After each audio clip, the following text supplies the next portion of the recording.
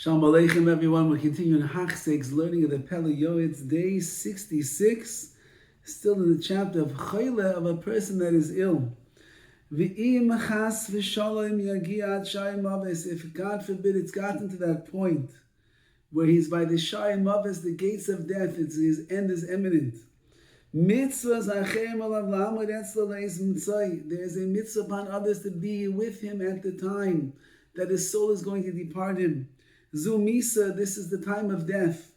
Bikriya nemana psukim udechinos. We have a person has to daven for them and say certain psukim verses that are going to help to ease the transition into the next world. Ubefrad amir's shem membeis beseder anu bekoyach chazor shumesugam dehakil mi'alav chele misa lememba le naya nafsha. And he says kabbalistically there's a name of Hashem that is 42 letters long. And if you say that name of HaKadosh Baruch Hu at the bed of the person that is dying, so it is something that is very beneficial for him. It lightens the pains of death and the like, and will give him peace of mind and his soul. So too, if you're there by the bed of the person that is dying, you have to make sure that he is clean. Stand by him at the time that his neshama is leaving. None of the limbs of his body should stick out of the bed where he is dying on. These are esoteric, kabbalistic ideas that the Pele Yoetz is talking about over here. So these are inyanim, these are ideas that a person could try to follow to the best of their abilities, to be there for the person that is sick, to be with them when the neshama is leaving, to be able to say Tehillim by their bedside, to be able to comfort them with words of consolation and the like. Those are things that might be more the palpable for us in our times. These are some of the ways that we perform the mitzvah Bikur Chaylim. Yishma Chacham v'Yosef. A chacham, a wise man, should listen to what we said carefully, and they will add on asayis chesed, to do more chesed. But of course, be very careful with what you say. Everything that you say has to be done so gently to the person who is ill. You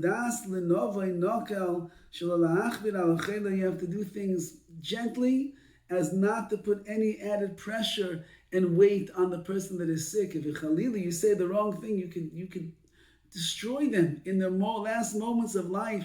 Everything is with ava, with love, and with warmth, and understanding, and patience, and gentility the entire time. That will help the transition to the next world be that much smoother and more pleasant. And especially if the family is around in the room, for the entire family, it becomes a very meaningful moment in their life when they experience such things. Now, what about the chayla, the sick person themselves? What are their obligations to themselves? A person first of all has to think, no one will escape the day of death. It's going to arrive for everyone. Like it says, do tshuva at least one day before your death. The Gemara asks, does a person know the day of the death? Exactly, says the Gemara, and therefore do tshuva every single day. But when a person falls into the bed, which means they're that sick, we say about them, they're like a person that is going up to these scaffolds, which apparently was in Rome, where they would take their prisoners, they would torture them, sometimes to death.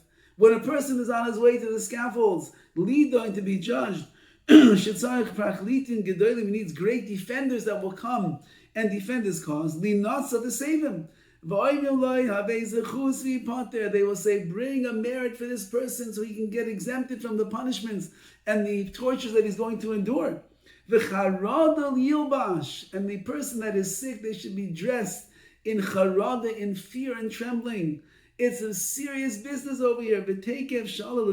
As soon as they end up in bed with their sickness, do not despair from the peronies, from the suffering you get, which means don't let the suffering make you despair that there's no hope.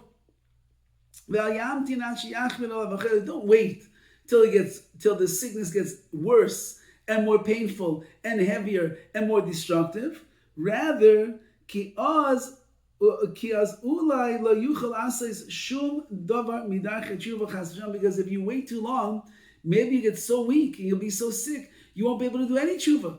So immediately, therefore, take it, umiyad, as soon as you end up in bed. And miyad, immediately, yitin leiv, lo shuv, l'sadi, and yonav, immediately start doing tshuva, put all of your dealings into place. At this time you must be strong like a lion. L'kayim kol dvar mitzvah b'aliyado, every mitzvah you could possibly do.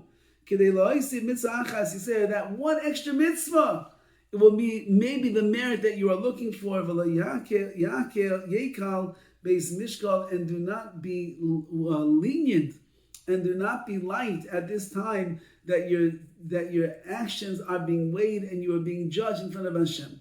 And therefore, the sick person has to take responsibility for themselves as well, to make sure that they use that precious time wisely for tshuva, to come back to HaKadosh Baruch Hu, to rectify their ways, to put all their things in order.